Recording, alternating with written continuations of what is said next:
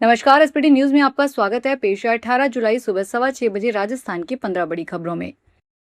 प्रधानमंत्री नरेंद्र मोदी ने अमृत भारत स्टेशन योजना के तहत पूरे देश में पुनर्विकसित किए गए 75 आधुनिक रेलवे स्टेशनों का वर्चुअल माध्यम से भव्य उद्घाटन व लोकार्पण किया। इस राष्ट्रीय स्तर के प्रोजेक्ट में राजस्थान और विशेषकर उत्तर पश्चिमी रेलवे को बड़ी सौगात मिली है, जिससे स्थानीय यात्रियों और यहां आने वाले पर्यटकों का सफर पूरी तरह बदलने वाला है। केंद्र सरकार ने इन 75 रेलवे स्टेशनों को लगभग 1570 करोड़ रुपए की भारी भरकम लागत से पूरी तरह विश्वसनीय, आधुनिक और पैसेंजर फ्रेंडली बनाया है। इस पूरे प्रोजेक्ट का मूल मंत्र विरासत भी विकास भी रखा गया है। राजस्थान गवर्नमेंट हेल्थ स्कीम में भ्रष्टाचार को लेकर राज्य सरकार ने 51 अस्पतालों को योजना से निलंबित कर दिया। इसमें अहमदाबाद के 2 और दिल्ली का 1 अस्पताल भी शामिल है। वहीं 24 अस्पतालों पर करीब 3 करोड़ रुपए का जुर्माना लगाया गया है। इसमें जयपुर के Manipal, Soni, Narayana multi speciality hospital, Mahavir Jaipuria hospital और इंडस हॉस्पिटल समेत 9 अस्पताल शामिल हैं। सरकार ने यह कार्रवाई पिछले 3 महीने में की है। आज रिपोर्ट जारी की गई है। वहीं उदयपुर के पारस जेके हॉस्पिटल, डूंगरपुर का झील हॉस्पिटल और अजमेर के मार्बल सिटी हॉस्पिटल सहित कुल 24 अस्पतालों के खिलाफ रिकवरी और जुर्माने की कार्रवाई की गई। राजस्थान में पंचायत निकाय चुनाव को लेकर एक बार फिर तेजी आ गई है। राजस्थान हाईकोर्ट ने लंबित चल रहे पंचायती राज संस्थाओं और नगरीय निकायों के चुनावों को लेकर बेहद कड़ा रुख अख्तियार किया। साथ ही हाईकोर्ट ने मौखिक टिप्पणी करते हुए यहां तक कह दिया कि यदि जिम्मेदारियां एजेंसी तय समय पर चुनाव करवाने में असमर्थ है तो हाईकोर्ट अपने स्तर पर जज नियुक्त करके चुनाव संपन्न करवा देगा। राजस्थान हाईकोर्ट के इस बयान के बाद कांग्रेस के दिग्गज नेता अशोक गहलोत अचानक इस मामले में सक्रिय हो गए। उन्होंने भजनलाल सरकार को आड़े हाथों लेते हुए कहा कि यह सरकार की घोर प्रशासनिक विफलता का प्रमाण है। जैसलमेर के सनावड़ा गांव में एक सोलर कंपनी की बैटरी एनर्जी स्टोरेज सिस्टम में 3 दिन पहले भीषण आग लगने का मामला सामने आया है। आग प्लांट की बैटरी स्टोरेज सिस्टम में लगी, जिसके बाद बैटरियों में एक के बाद एक तेज धमाके होने लगे।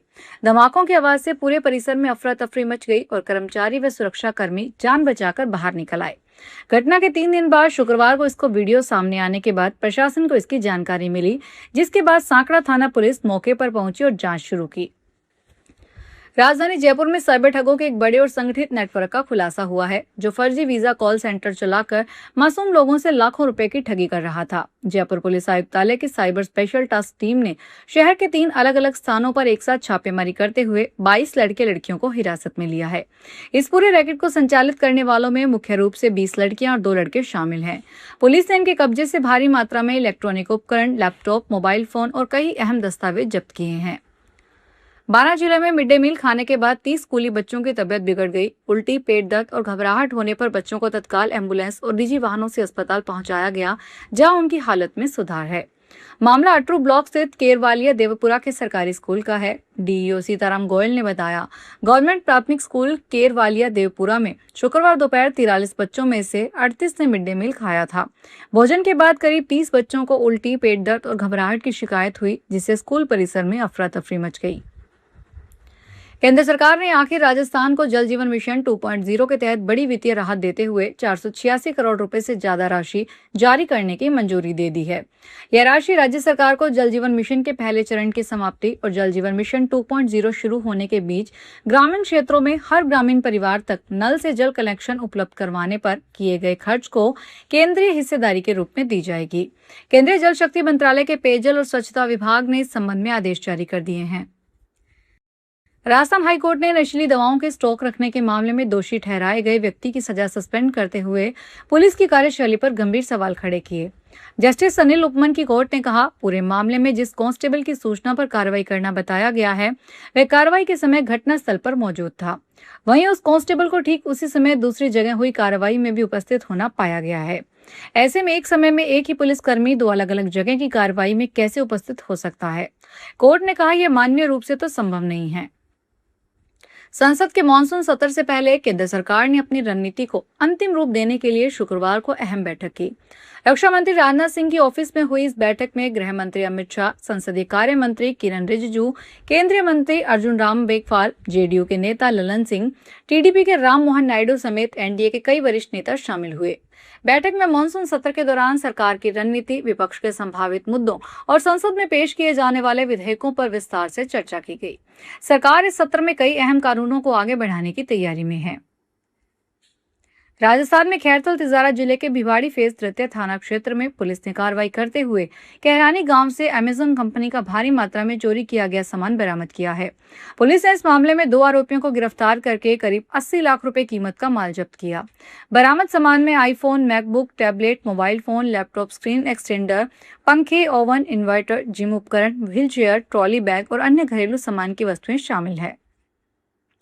खैरथल तिजारा में परिवहन विभाग ने 6 स्कूलों का निरीक्षण किया। इन स्कूलों में अनियमितताएं पाए जाने पर 14 बाल वाहनियों के चालान किए गए। साथ ही नियमों का उल्लंघन करने वाले वाहन संचालकों से 1 लाख रुपए से ज्यादा का जुर्माना वसूला गया। ये कार्रवाई प्रादेशिक परिवहन अधिकारी एवं जिला परिवहन अधिकारी अलवर के निर्देशानुसार की गई। परिवहन निरीक्षक अनिल कुमार मीना ने अपनी उड़नदस्ता टीम के साथ क्षेत्र के 6 स्कूलों का सघन निरीक्षण किया। जोधपुर में फीस बढ़ोतरी और मूलभूत सुविधाओं की कमी को लेकर स्टूडेंट्स जयनारायण व्यास यूनिवर्सिटी के मुख्य गेट को बंद कर धरने पर बैठ गए। प्रदर्शनकारी छात्रों का कहना है कि हर साल फीस बढ़ाई जा रही है, लेकिन कैंपस में सुविधाओं के नाम पर कोई सुधार नहीं हो रहा। धरने के कारण गेट पर वाहनों की आवाजाही प्रभावित रही। इस दौरान कार और बाइक पर आए लोग अंदर जाने का इंतजार करते रहे। छात्र नेता जुझार सिंह चौधरी के नेतृत्व में स्टूडेंट्स ने यूनिवर्सिटी में सुविधाएं देने समेत 21 सूत्री मांगों को लेकर प्रदर्शन किया। इस दौरान यूनिवर्सिटी प्रबंधन की ओर से समझाइश भी की गई, लेकिन वे नहीं माने। राजस्थान में पंचायती राज और शहरी निकायों के चुनाव में देरी के लिए हाई कोर्ट में राज्य निर्वाचन आयोग ने सरकार को जिम्मेदार ठहराया है। हाईकोर्ट में आयोग की तरफ से राज्य निर्वाचन आयुक्त राजेश्वर सिंह ने साफ कहा कि निकाय और पंचायती राज संस्थाओं में SC, ST और महिला आरक्षण तय किए बिना चुनाव नहीं हो सकते। आरक्षण की लॉटरी निकालना पंचायती राज विभाग और स्वायत्त शासन विभाग का काम है। हमने इसके लिए 6 चिट्ठियां लिखी है। हाईकोर्ट में अवमानना याचिका पर सुनवाई के दौरान राज्य निर्वाचन आयुक्त राजेश्वर सिंह गुरुवार को VC के जरिए पेश हुए। राजेश्वर सिंह ने आयोग के बचाव में तर्क देते हुए साफ किया कि आयोग तो 2 दिन में चुनाव की घोषणा को तैयार है, लेकिन उसे सरकार ने आरक्षण तय करके ही नहीं दिया। कोटा में नगर निगम की ओर से संचालित गौशाला में सांड के हमले में कर्मचारी गोपाल भील की मौत के बाद आदिवासी समाज सड़कों पर उतर आया। शुक्रवार को आदिवासी समुदाय के लोगों और पीड़ित परिवार ने जिला कलेक्ट्रेट के बाहर धरना प्रदर्शन कर प्रशासन के खिलाफ जमकर नारेबाजी की। प्रदर्शनकारियों ने दोषियों के खिलाफ कार्रवाई, 50 लाख का मुआवजा समेत परिवार के एक सदस्य को सरकारी नौकरी दिलाने की मांग को लेकर जिला कलेक्टर को ज्ञापन सौंपा। इस दौरान उन्होंने पीड़ित परिवार को न्याय दिलाने की मांग की। राम मंदिर में चढ़ावा चोरी मामले की जांच कर रही विशेष जांच टीम अंतरिम रिपोर्ट सीधे सुप्रीम कोर्ट को सौंपेगी। SIT ने अंतिम जांच रिपोर्ट तैयार करने के लिए राज्य सरकार से अतिरिक्त समय मांगा है। सूत्रों के मुताबिक सोमवार को सुप्रीम कोर्ट में SIT अपनी अंतरिम रिपोर्ट दाखिल करेगी। यह मामला मंदिर को मिले चढ़ावा और दान की चोरी से जुड़ा हुआ है। SIT की रिपोर्ट आने के बाद मामले की आगे की दिशा स्पष्ट हो सकेगी। उत्तर प्रदेश सरकार ने कहा कि इस मामले में दोषी पाए गए लोग किसी भी हालत में नहीं छोड़े जाएंगे। तो ये थी राजस्थान की 15 बड़ी खबरें। अगर आपको हमारा बुलेटिन पसंद आया हो तो वीडियो को लाइक करें, अपने दोस्तों से शेयर करें और चैनल को सब्सक्राइब करना ना भूलें। फिर मिलेंगे नई खबरों के साथ। धन्यवाद।